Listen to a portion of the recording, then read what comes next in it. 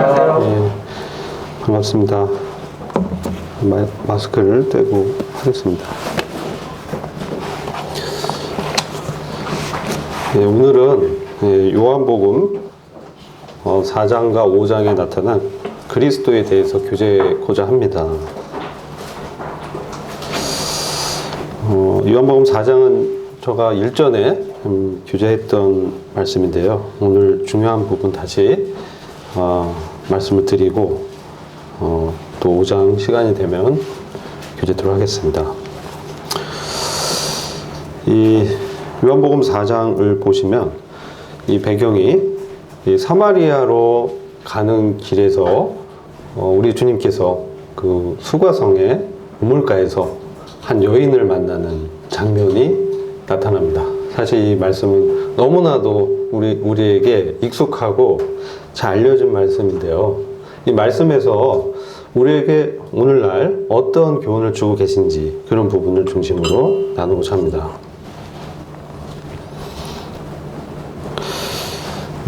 이 사마리아 지역의 특징은 여러분들이 사마리아 사람은 이 유대인들과 상종을 하지 않는 그러한 관계에 있습니다. 왜냐하면 유대인들은 자기들 어떤 혈통을 매우 중시해서 이 사마리아인들은 아수르의 침입 이후에 또 혼혈이 됐어요.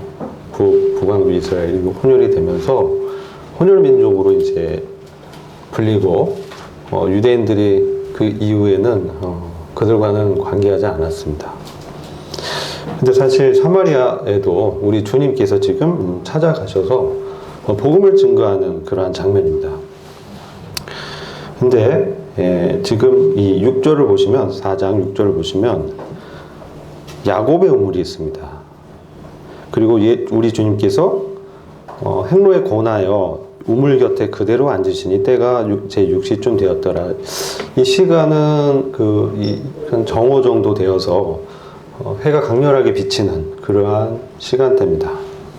근데 7절 보시면 사마리아 여자 하나가 물을 길러 왔었고 우리 주님이 그 여인에게 이제 물을 좀 달라고 겸손히 청하는 그러한 이 모습입니다.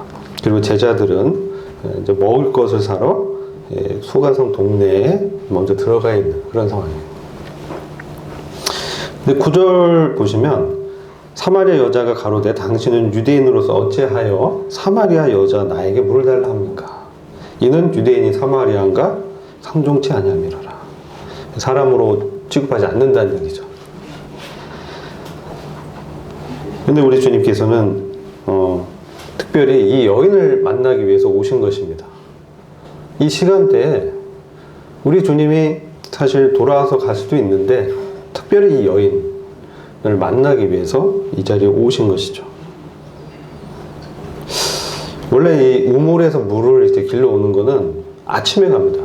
왜냐면은 태양볕이 뜨거운 정오에는 이 물을 지고 가는 게 너무 고되고 태양빛으로 인해 땀도 많이 나고 그래서 대부분의 그 사람들이 오전에 가서 그들의 먹을 물이라든지 또 다른 용도로 쓰는 물을 이제 길어오는 그런 것이 일반적인데 이 여인은 어떤 연유인지 지금 정오에 온 거예요. 이제 우리는 그 여인이 왜 정오에 아무도 그 우물가에 오지 않는 이 시각에 물을 길러 왔는가 그것을 이제 알게 됩니다. 우리 주님이 지금 목마른 상태에서 여인에게 물을 구하였고 여인은 지금 당연히 유대인인데 나에게 물을 달라 하냐 뭐 이렇게 이제 얘기가 하는 장면이죠. 사실 서로 상종치 않기 때문에 이런 장면은 굉장히 특별한 경우라는 것이죠. 있을 수 없는 일인데 이런 일이 일어난 거예요. 그런데 우리 주님께서 계속 이 여인과 함께 이 대화를 이제 유도해 나가시는데 이런 말씀을 합니다. 10절 보시면 예수께서 대답하여 가라사대 내가 만일 하나님의 선물과 또 내게 물을 좀 달라 하는 이가 누구인 줄 알았다면 내가 그에게 구하였을 것이요 그가 생수를 내게 주었으리라. 두 가지 말씀하죠. 먼저는 하나님의 선물이 뭔지 넌 알고 있냐? 그런 말씀과 또 너에게 물을 지금 달라고 하는 내가 누군지 아느냐? 좀 이런 말씀을 하는 거예요. 그러면 너가 내가 누군지 알고 하나님의 선물이 뭔지 알았다면 나에게 구했을 것이다. 그럼 내가 너한테 생수를 주었을 텐데 라고 이제 대화를 더 깊이 들어가는 그런 이제 장면입니다. 그러자 이제 여인이 12절 보면 우리 조상 야곱이 이 우물을 우리에게 주었고 또 여기서 자기와 자기 아들들과 짐승이 다 먹었으니 당신 야곱보다 더 큽니까? 이런 이제 우리 주님이 야곱보다 더 큽니까? 라고 반문하는 것이죠. 그러자 주님이 이제 정말 중요한 말씀을 여인에게 하는데 내가 주는 물을 먹는 자는 13절부터 다시 읽어보겠습니다. 예수께서 대답하여 가라사대 이 물을 먹는 자마다 다시 목마르려니와 이 물은 우물물이죠. 근데 14절 내가 주는 물을 먹는 자는 영원히 목마르지 아니하려니 나의 주는 물은 그 속에서 영생하도록 솟아나는 샘물이 되리라. 이런 정말 놀라운 말씀 한 거예요. 그렇게 하니까 이 여인이 너무 깜짝 놀라고 정말 그런 물이 있다면 목마르지 않는 그런 영생하는 그리고 그 물이 이 마음 속에서 솟아난다는 것이죠. 이 생수를 먹으면 끝나는 것이 아니라 이 생수가 들어오고 그 생수가 마음 속에서 내 속에서 영생하도록 계속 솟아나는 그러한 샘물이 되는 그런 물을 내가 너한테 주겠다. 그러니까 여자가 그러잖아도 날마다 정오에 이 우물물을 길을 오는 게 너무나 고됐고 어떤 연유인지 남들의 이목을 피해서 이 정오에 이제 오는 그런 사정이 있는 여인이었어요. 그러니까 당연히 이 15절 보면 그런 물을 제게 주셔서 목마르지도 않고 또 여기 물길로 오지도 않게 하옵소서 이렇게 이제 구하는 것이죠. 네. 지금 이 장면은 일전에도 교제를 했지만 이 장면의 핵심적인 말씀은 이 영생하는 물입니다. 영생하는 물, 생수라고 합니다. 그리고 이 여인은 누구를 상징하냐? 이제 우리가 쭉 읽다 보면 이 여인의 문제가 무엇인지가 드러나는데 이 여인은 15절 보면 이런 생수를 주셔서 목마르지도 않고 여기 물길로 오지도 않게 해주십시오. 이런 얘기를 하는 거예요. 물길로 오면 어떻게 됩니까? 사실 사람들을 만나잖아요. 그러니까 이 여인은 사람들을 만나서 자기가 이게 사람들의 눈에 띄고 그런 것들을 지금 원치 않는 거예요. 뭔가 문제가 있습니다. 그러니까 16절에 뜬금없이 주님이 우리가 봤을 때 뜬금없지만 이 여인에게는 굉장히 중요한 그 질문이죠. 내 남편을 불러보라. 이 여인의 가장 큰 문제는 무엇이었냐? 바로 이 남편의 문제입니다. 그러니까 여자가 이런 말을 해요. 저는 남편이 없습니다.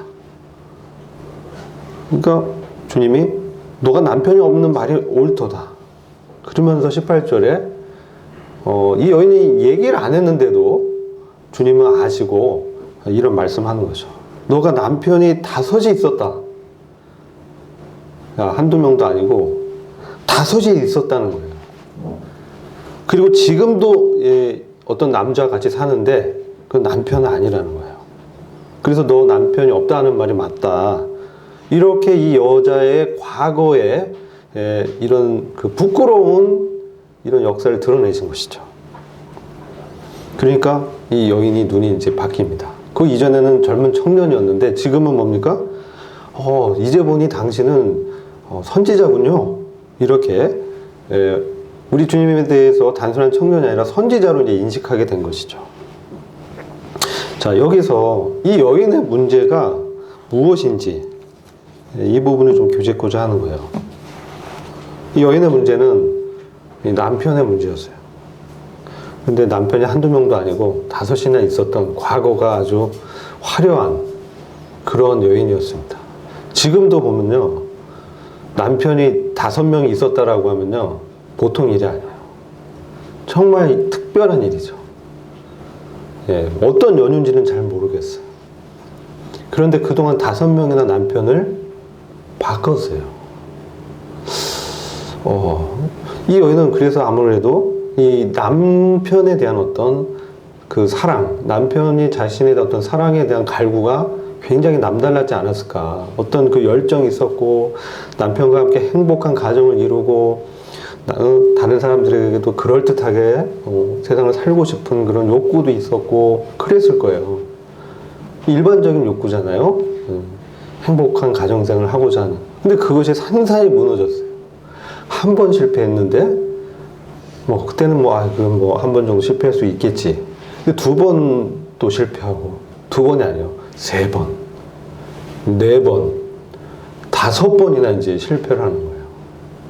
얼마나 그 마음이 비참해지고 부끄러운 일이 아니겠습니까? 어떻게 보면 이해할 수 없죠. 얼마나 또 세상 사람들 그렇잖아요. 적당히 하지. 뭐 그렇게 남편을 밝혀. 이렇게 생각할 수도 있었을 거예요. 너무 심한 거 아니야? 왜 이 여인은 이렇게 남편을 계속 바꾸면서 지금 있는 남편에게도 뭡니까? 남자에게도 만족하지 못한 거예요. 남자 살지만 남편이 아니에요 라고 얘기하는 거예요. 그녀의 마음에 뭔가 해결되지 않는 갈급함, 목마름이 있었다는 거죠. 그리고 그것이 결핍되어 있었고, 그 영혼의 결핍 때문에 그 여자는 여러 가지 노력을 다했지만 다 실패했던 거예요. 그리고 이제는 더 이상 이 사람들과 만나는 것조차도 꺼려지는.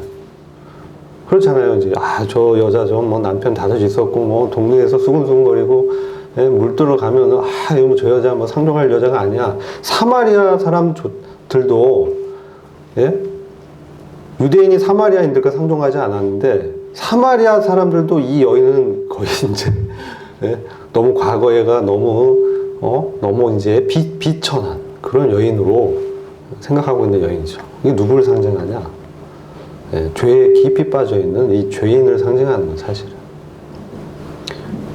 그리고 이 여인은 또 수치감에 사로잡혀 있어요. 자괴감. 그 사람들 만나는 게 너무 부끄럽고, 그리고 이제 자기에 대해서 너무 이제 자존감 낮아져 있는 그런 상태예요. 이 여인의 상태를 보면서 저는 이건 참으로 주님을 만나지 못하고 이 세상에서 자기의 어떤 욕구와 자기의 행복을 추구하다가 실패한 그러한 전형적인 죄인의 모습을 보게 됩니다. 근데 이 여인이 주님을 만난 후에 어떻게 변해가는지 이거 너무나 드라마틱해요.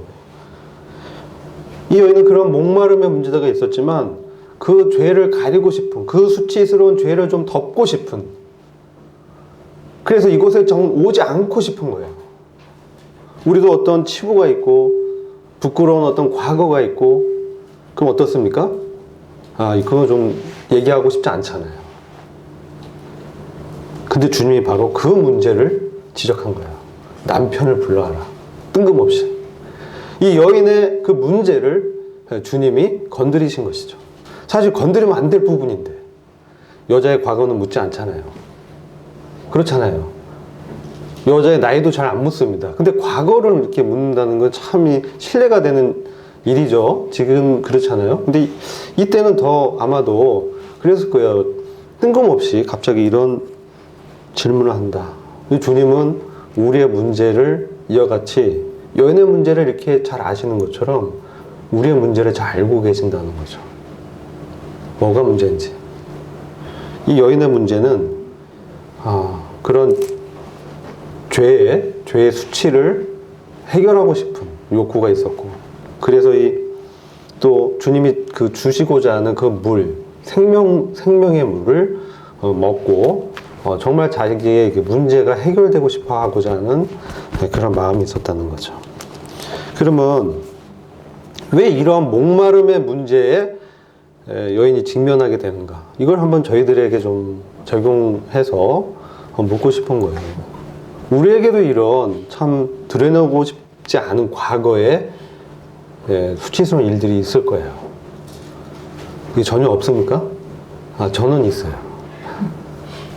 여러분 어떤지 모르겠지만 대부분의 사람들이 과거에 어떤 정말 부끄러운 일들이 있어요. 정말 이런 건 정말 내가 잘못했다. 있어서는 안 될 일이었다. 그런 일들이 있죠. 왜 이러한 일들이 일어나느냐? 왜 이런 결핍이 있느냐? 이 목마름의 문제 왜 생겼느냐는 것이죠. 그래서 복음적인 관점에서 한번 살펴보고자 합니다. 예레미야서 2장 13절 말씀을 보시겠습니다. 예레미야 2장 13절 찾으셨죠? 이 주님께서 이스라엘 백성에 대해서 말씀하시는데 제가 읽겠습니다. 내 백성이 두 가지 악을 행하였나니 곧 생수의 근원되는 나를 버린 것과 스스로 웅덩이를 판 것인데 그것은 물을 적주지 못할 터진 웅덩이니라. 내 백성이 우리 하나님 여호와의 백성 이스라엘이 두 가지 악을 범했다는 거예요. 죄를 범했다는 거예요. 그것이 뭐냐? 곧 첫 번째는 생수의 근원되는 하나님을 버린 것입니다. 그리고 생수의 근원되는 하나님을 버리니까 하나님을 떠나버린 것이죠. 이건 의지적인 행위입니다. 언제 떠났을까요? 언제 주님을 버렸을까요? 이게 명시적으로 드러나는 게 사무엘상 8장 7절입니다. 사무엘상 8장 7절 보면 이렇게 말씀합니다. 이것은 우리가 수요 모임 때 교제했던 부분인데요. 이스라엘 백성이 왕을 구한 사건이었어요. 근데 우리 주님께서 사무엘에게 이렇게 말씀하십니다. 그게 사무엘상 8장 7절인데 제가 읽겠습니다. 여호와께서 사무엘에게 이르시되 백성이 내게 한 말을 다 들으라. 그들이 너를 버림이 아니요 나를 버려 자기들의 왕이 되지 못하게 함이니라.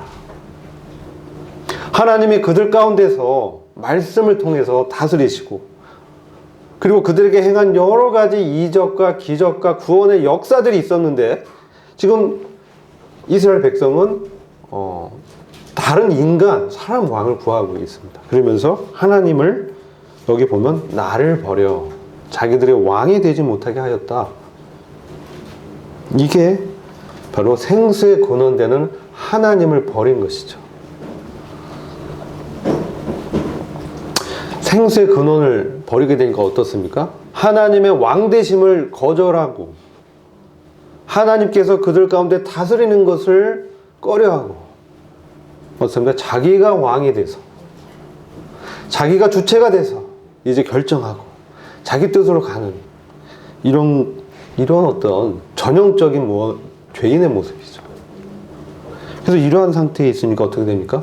목마른 거예요. 결핍이 있는 거예요. 만족이 없는 거예요. 이 세상에서 뭔가를 더 취해야 되고 뭔가 자기 욕구를 채워줄 뭔가 다른 것을 구하는 것이죠. 그것이 무엇으로 나타나냐면은 스스로 웅덩이를 파는 행위로 나타나는 거예요. 이게 무엇입니까?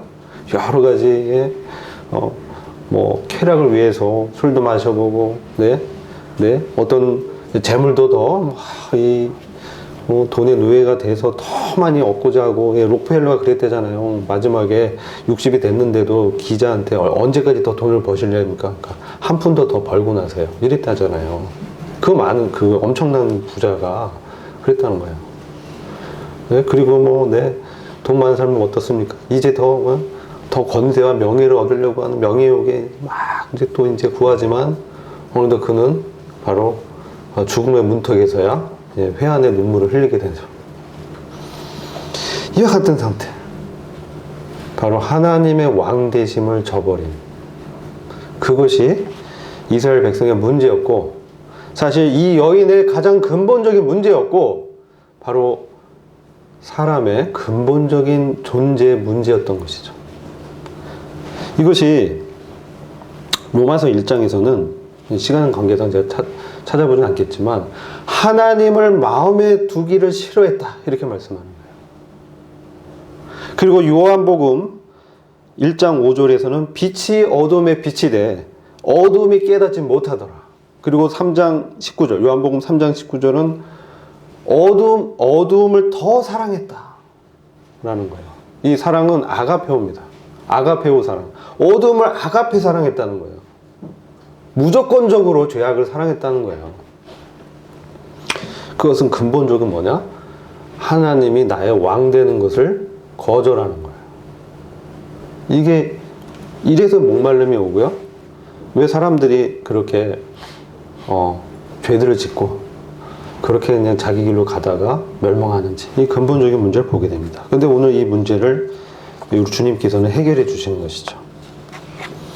내가 주는 물을 먹는 자는 영원히 목마르지 아니할 것이고, 이 물은 그냥 단회적인 물이 아니라 그 속에서 영생하도록 솟아나는 샘물이 되리라. 영생하도록 솟아난다는 거예요. 그 물이 솟아나서 그로 하여금 영생으로 이끈다는 것이죠. 그런 생명을 공급해 준다는 겁니다. 그래서 여기서 말하는 하나님의 선물은 바로 이 생수를 얘기하는 거예요.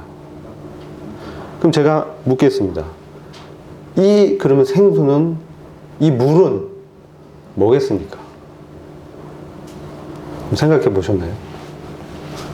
이런 물일까요? 워터일까요? 시원합니다. 예? 근데 이거 한번 먹으면 이제 흡수되고 이제 마는 것이죠. 근데 주님이 주는 물은 이 안에서 영생하도록 솟아난다는 거예요. 이런 물을 먹고 싶지 않으신가요? 예? 어떻습니까?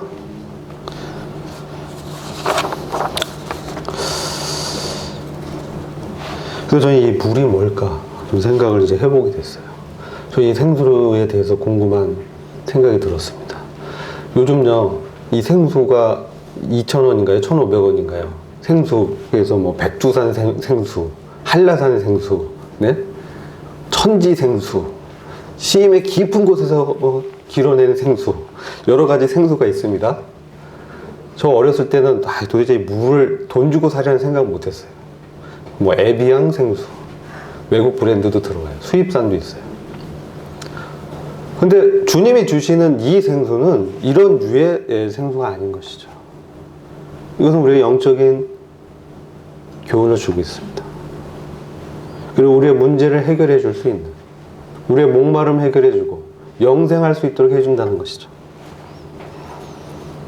자, 이 물은요, 에베소서 5장을 좀 보겠습니다. 에베소서 5장.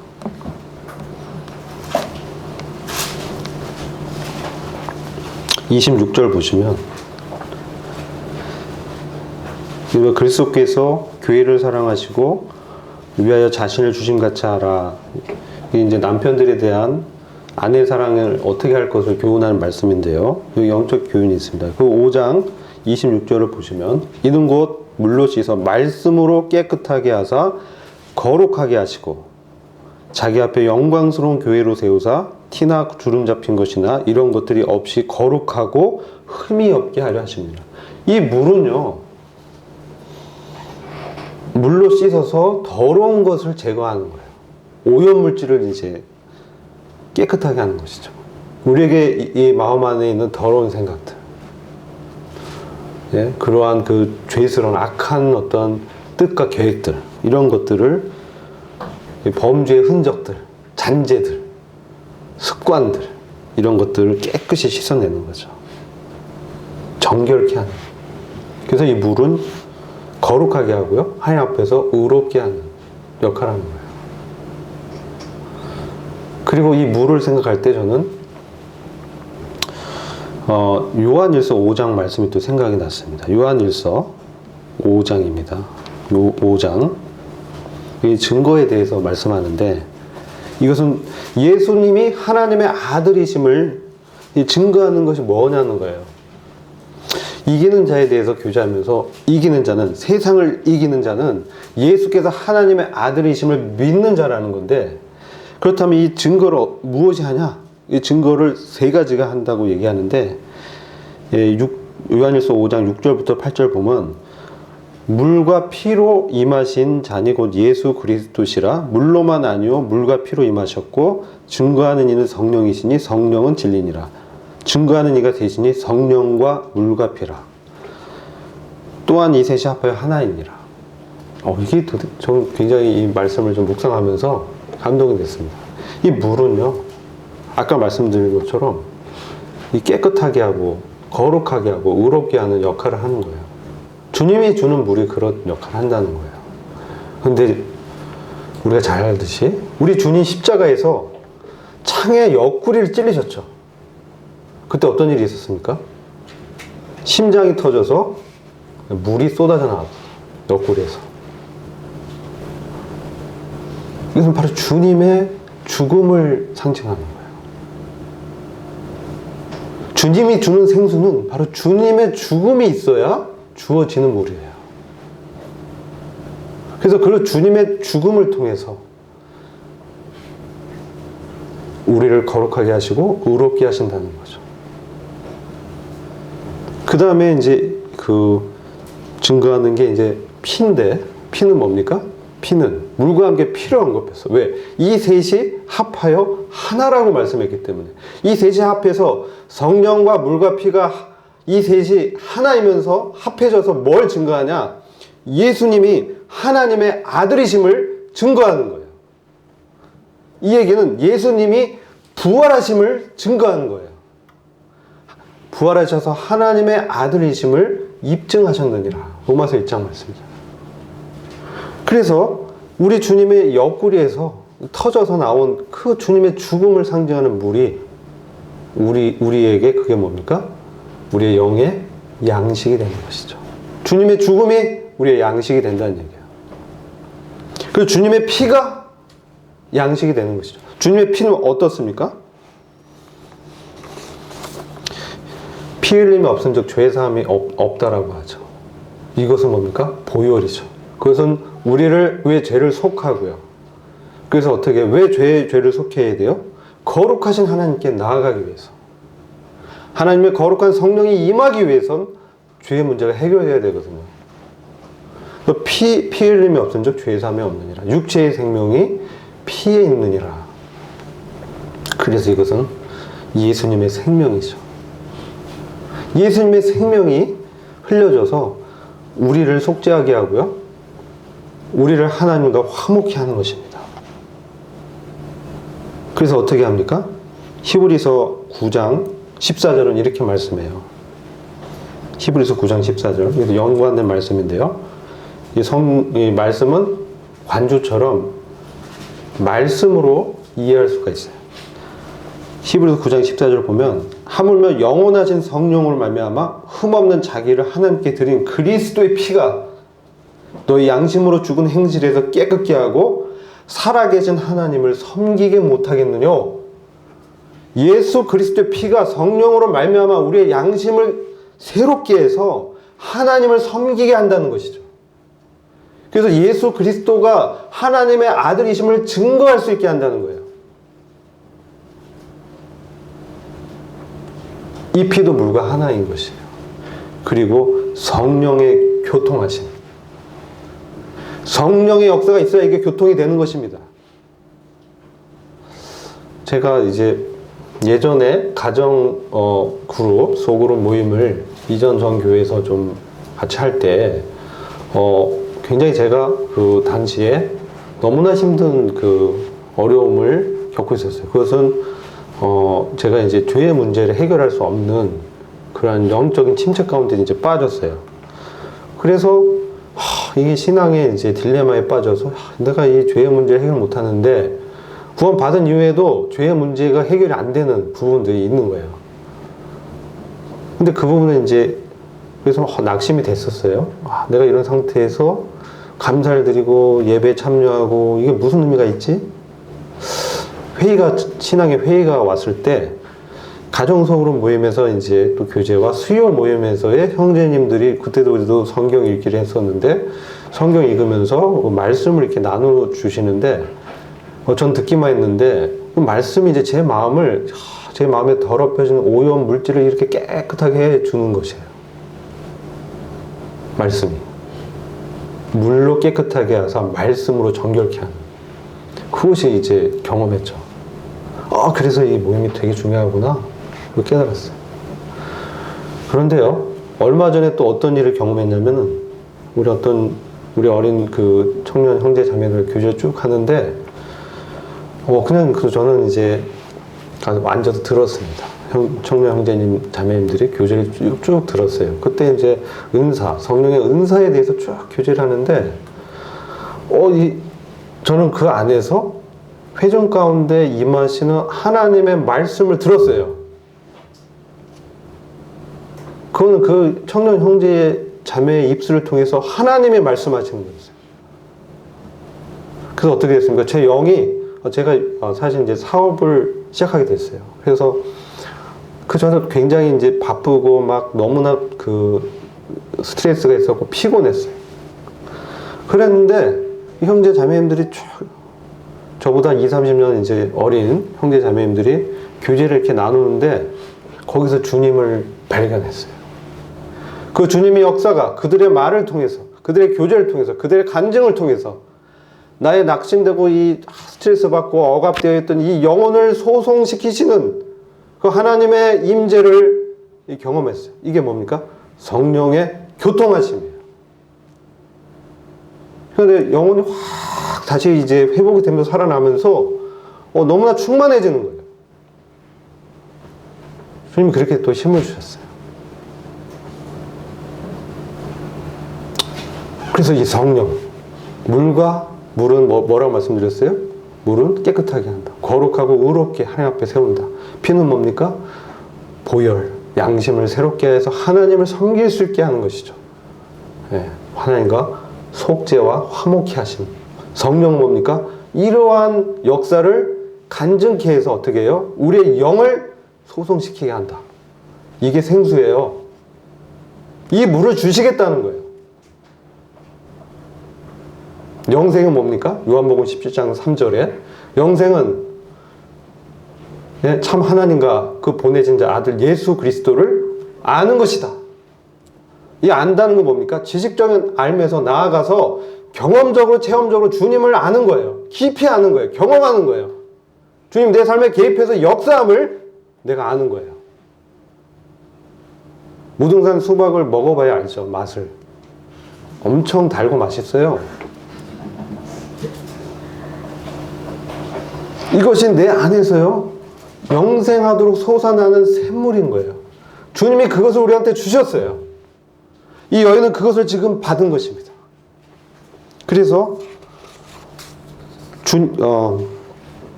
선지자로 주님을 이제 만났는데 이제 갑자기 이제 화두가 예배로 돌아가요. 요한복음 4장 23절에 보면요. 아버지께서 참으로 예배하는 자들은 신령과 진정으로 예배할 때가 오나니 곧 이때라. 아버지께서는 이렇게 자기에게 예배하는 자들을 찾으시느니라. 이제 사마리아 사람들은 그리심산에서 이제 예배를 따로 드렸어요. 예루살렘을 안 가고. 근데 이런 예배는 우리가 공적 예배는 모여서 이 만찬을 해서 드리지만 정말 이 삶 가운데 매일매일 영과 진리로 주님을 찾고 주님을 높이고 주님을 경배하고 주님과 함께 행하는 이런 살아있는 이런 예배를 하는 사람을 하나님이 찾는다고 말씀하셨어요. 이런 예배한 자들 지금도 찾고 계시다 라는 것이죠. 그럴 때 이 여인이 그리스도가 오시면 이런 사실을 우리한테 다 설명해 줄 수 있는데요 라고 이제 주님께 조금 이제 답답한 마음을 이렇게 얘기한 거예요. 그러니까 주님이 내가 바로 그다. 내가 바로 그리스도다. 내가 하나님의 아들, 하나님의 본체다. 너를 살릴 수 있는 예배의 대상자고, 그죠? 바로 그러한 자다. 그러니까 이 여인이 그리스도를 알고 눈이 확 밝아집니다. 이전에는 어땠습니까? 부끄러워서 사람들 피한 이 여인이 어떻게 변했습니까? 이제 이 벅찬 마음을 주체할 수가 없어요. 내 이제 도저히 못 참겠다. 전에는요, 정오에 우물가에 나와서 사람들 눈치 보고요, 영혼이 확 이제 쭈그러들어가지고, 이 죄에 이제 너무나 스트레스 받고, 너무나 부끄럽고, 수치스럽고, 이 비천한 이러한 어떤, 좌절감과 환경에 꽉 억눌린 이 침체 속에서 사로잡혔던 이 여인이 그리스도의 그 샘물, 그분의 어떠하심, 정말 하나님의 아들이 그 영광스러운 그 자리를 벗어나서 이제 나를 만나주고 계시구나. 이분이 바로 그리스도구나. 이분이 참된 왕이시고 내가 버렸던, 내가 주체가 되어서 내가 하나님을 버리고 떠나서 스스로 터진 웅덩이를 그렇게 팠는데 남편을 바꿔가면서 그렇게 만족을 얻고자 쾌락을 추구해보고 행복을 추구해보겠는데 다 만족스럽지 못했었는데 이제 그 주님을 만나는 그 순간 이 여인은 완전히 바뀌었어요. 어떻게 됩니까? 이 수치가 더 이상 수치가 아니에요. 부끄러움 뭐고 없는 거예요. 이제 주님으로 사로잡히니까 이 여인은 수가성으로 이제 들어가는 거예요. 동네로. 원래 이 동네 사람들 안 만나려고 했잖아요. 근데 오히려 동네에 들어가서 여러분들 내가 과거에 한 일을 말한 이런 그리스도를 내가 만났습니다. 갑자기 복음 전도자가 된 거예요. 그죠? 아담과 하와가요, 제가 복음적인 말씀 드립니다. 에덴 동산에서 옷을 입었을까요? 벗고 있었을까요? 네? 벗고 있었죠. 근데 부끄러움 느꼈을까요? 못 느꼈을까요? 못 느꼈어요. 벗었다는 게 그들에게 인식도 안 됐고 부끄럽지도 않았어요. 근데 언제 부끄러움과 수치감 느꼈습니까? 선악을 알게 하는 나무의 실과를 먹었을 때, 내가 주체가 돼서 하나님 말씀에 불순종하고 내가 교만하게 돼서 하나님과 같이 되려고 했을 때, 그 죄 가운데 들어갔을 때 그들이 이제 자기들의 벗은 모습을 보게 되는 거죠. 부끄러웠어요. 수치스러웠어요. 그 가장 먼저 행한 행위가 뭡니까? 무화과 나무 잎을 떼서 수치를 가렸어요. 이게 뭡니까? 종교 행위입니다. 그러나 그것도 해결이 안 됐어요. 그러니까 주님께서, 우리 하나님께서 가죽옷을 만들어서 입혀주시죠. 수치를 덮어주셨어요. 가려주셨어요. 임시적인 방편입니다. 이건 바로 예수 그리스도의 희생을 상징합니다. 그런데요, 지금 이 여인은 이 수치스러움, 부끄러움이 더 이상 부끄러움이 아니게 됐어요. 로마서 10장 11절에 이렇게 말씀하고 있습니다. 로마서 10장 11절과 12절 보면, 성경에 이르되 누구든지 저를 믿는 자는 부끄러움을 당하지 아니하리라 하니 유대인이나 헬라인이나 차별이 없으니라. 주께서 모든 사람의 주가 되사 저를 부르는 모든 사람에게 부유하시도다. 이 여인은 더 이상 부끄러움을 두려워하지 않았어요. 우리 주님께서 십자가에서 수치를 다 드러내셨어요. 그래서 주님은 수치를 부끄럽게 여기지 않으셨어요. 왜요? 앞에 오는 그 영광을 기대했기 때문에.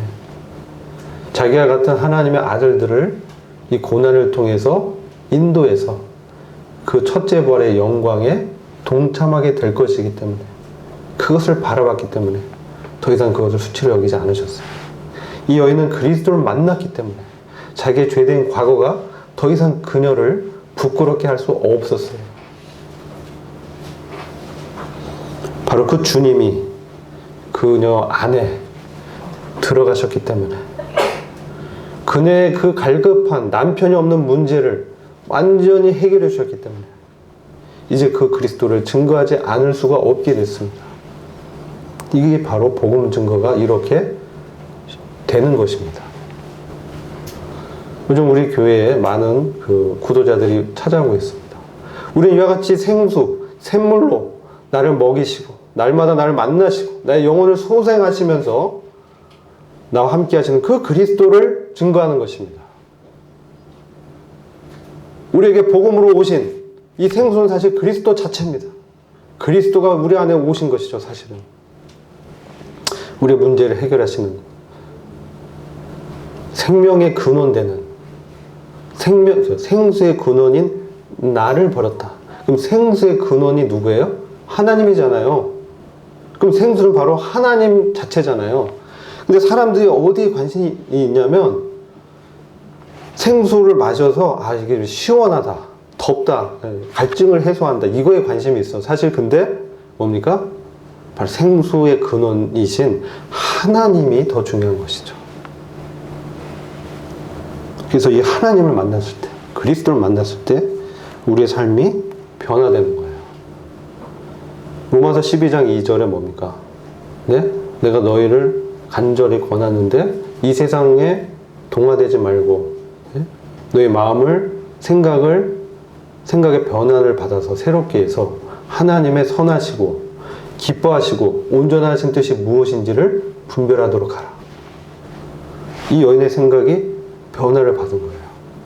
더 이상 자기를 보지 않고 생수에 근원된 주님을 보면서 주님을 증거하는 사람으로 변한 것이죠. 다니엘서 또 한 말씀 더 볼게요. 이사야서 28장 16절 말씀입니다. 이사야서 28장 16절. 거기 보시면 이게 이제 새번역으로 제가 읽어보겠습니다. 이사야서 28장 16절. 그러므로 주 하나님께서 이렇게 말씀하신다. 내가 시온의 주춧돌을 놓는다. 얼마나 견고한지 시험하여 본 돌이다. 이 귀한 돌을 모퉁이에 놓아서 기초를 튼튼히 세울 것이니 이것을 의지하는 사람은 불안하지 않을 것이다. 이 모퉁이 돌은 그리스도입니다. 우리가 이 그리스도, 반석에 계신 그리스도 위에 섰을 때 우리가 더 이상 흔들리지 않고 불안하지 않고 담대해지는 것이죠. 부끄러움하지 않는 것이죠. 다니엘서 12장 2절과 3절 말씀, 우리가 잘 아는 말씀인데요. 관련해서 한번 읽어보겠습니다. 다니엘서 12장 2절과 3절입니다. 그리고 땅속 티끌 가운데서 잠자는 사람 가운데서도 많은 사람이 깨어날 것이다. 그들 가운데서 어떤 사람은 영원한 생명을 얻을 것이며 또 어떤 사람은 수치와 함께 영원한 모욕을 받을 것이다. 지혜 있는 사람은 하늘의 밝은 빛처럼 빛날 것이요 많은 사람을 옳은 길로 인도한 사람은 별처럼 영원히 빛날 것이다. 그러나 너 다니엘아, 너는 마지막 때까지 이 말씀을 은밀히 간직하고, 이렇게 말씀합니다. 어떤 사람은 부활해서 영원한 생명으로 들어가고, 어떤 사람은 수치, 부끄러움, 영원한 모욕을 받을 것이다. 그런데 지혜 있는 사람은 어떤 사람입니까? 지혜 있는 사람은 그리스도 안에 있는 사람이죠.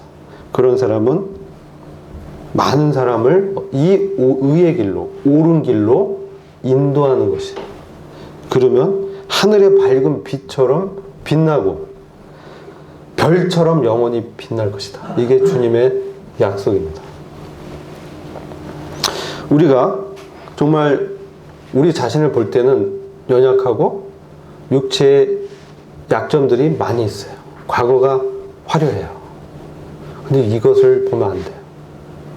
우리는 이전 것은 지나갔으니 보라 새 것이 되었도다.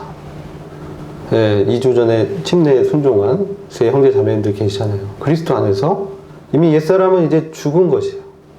이제 그리스도와 함께 일어난, 사실 물은 죽음을 또한 상징해요. 그리스도의 죽음을 이후에 부활하신 그리스도와 함께 일어나서 이제 부활하신 그분과 교제하면서 그분이 주는 영적인 자원을 받아서 날마다 내 안에서 영생하도록 솟아나는 샘물을 먹는 것이죠. 그렇게 주님이 주시는 거예요. 그런 사람은 어떻습니까? 이러한 샘물을 어떻습니까? 요한복음 7장에 가면은 목마른 자들아 내게로 오라. 내가 너의 배에서 생수의 강이 흘러 넘치게 하리라. 이 생수는 뭐냐? 이 성령을 말한다고 했어요. 성령의 교통하심이에요. 우리가 먹은 이 샘물, 그리스도와 함께 체험한 경험, 그런 말씀, 이 간증, 그 다음 가르침, 이게 왜 내가 안 들렸을까요? 전 주님께서 저에게 교훈해 주셨어요. 너가 아무리 애쓰고 너가 강박관념 갖고 열심히 해도 주님이 함께하지 않으면, 주님이 말씀하는 것을 네가 못 들으면, 주님이 다른 지체들 통해서 말씀하는 것을 귀 기울이지 않으면 메마르고 목마를 수밖에 없다는 것이에요.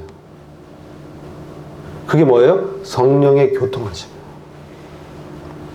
성령의 교통하심을 인지하고 이해하고 느끼고 들으려면 이 여인처럼, 예?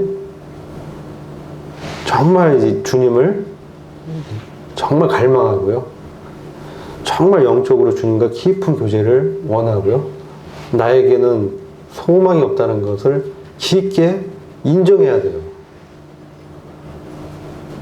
그랬을 때 주님의 말씀이 들려요. 그리고 그 주님의 말씀이 나를 회복시켜요. 그게 누군지는 상관이 없어요. 왜 우리에게 아멘 소리가 적습니까?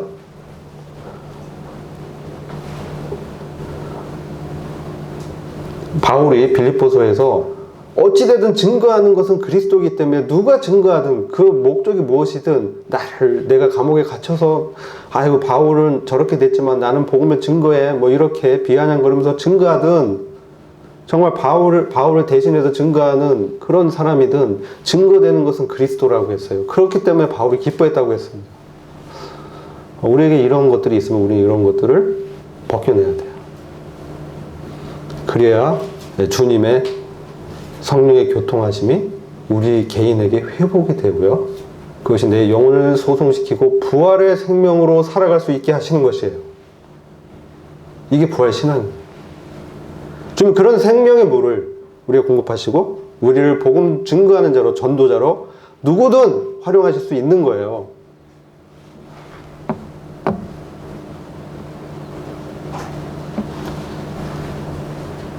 요한복음 4장 끝에 말씀 보시면, 말씀을 좀 끝내려고 하는데요, 요한복음 4장 32절 보면 가라사대 내게는 너희가 알지 못하는 먹을 양식이 있느니라. 34절 예수께서 이르시되 나의 양식은 나를 보내신 이의 뜻을 행하며 그의 일을 온전히 이루는 이것이니라. 너희가 넉 달이 지나야 추수할 때가 이르겠다 하지 아니하느냐. 내가 너희에게 이르노니 눈을 들어 밭을 보라. 형제 자매님들, 눈을 들어 밭을 보라고 주님이 말씀하십니다. 어떻게 해서 희어져 추수하게 되었도다.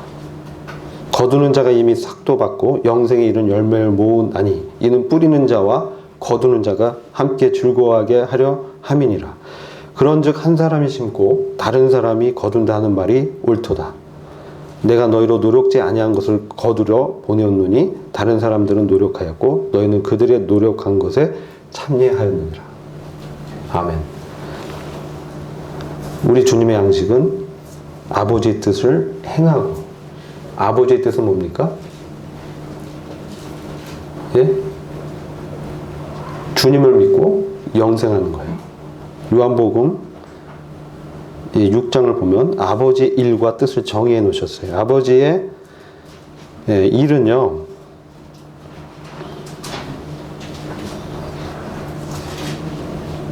(6장 29절입니다) 요한복음 6장 29절 예수께서 대답하여 가라사대 하나님의 보내신 자를 믿는 것이 하나님의 일이니라 하셨고, 아버지의 뜻은 뭡니까?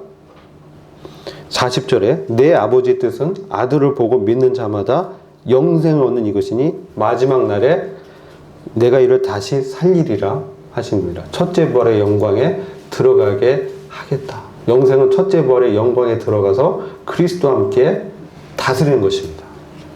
그냥 영원히 사는 게 아니고 그리스도와 함께 천영왕국과 새하늘과 새 땅에서 주님과 함께 다스리는 것입니다.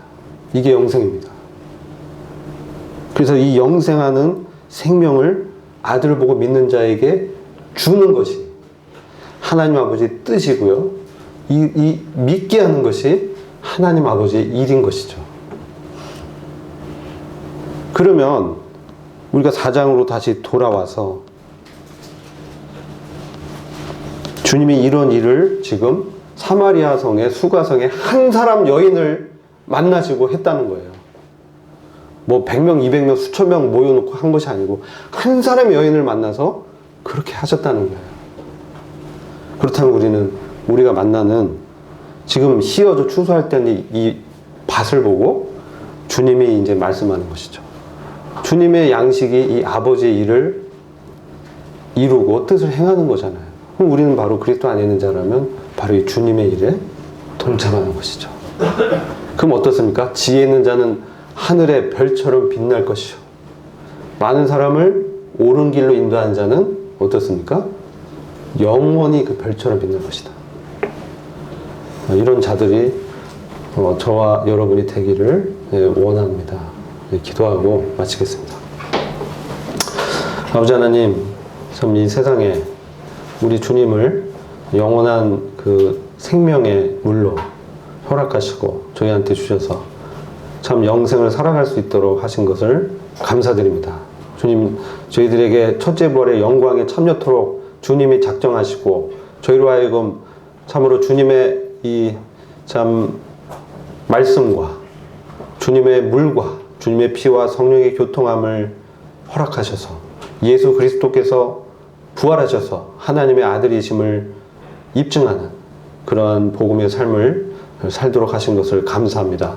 저희들의 능력이 되시고 저희들의 목마름을 해결해 주시고 저희들과 영원히 함께 하시는 우리 주님은 저희들 왕이요 주인이십니다. 우리 주 예수 그리스도의 존귀하신 이름으로 기도했습니다.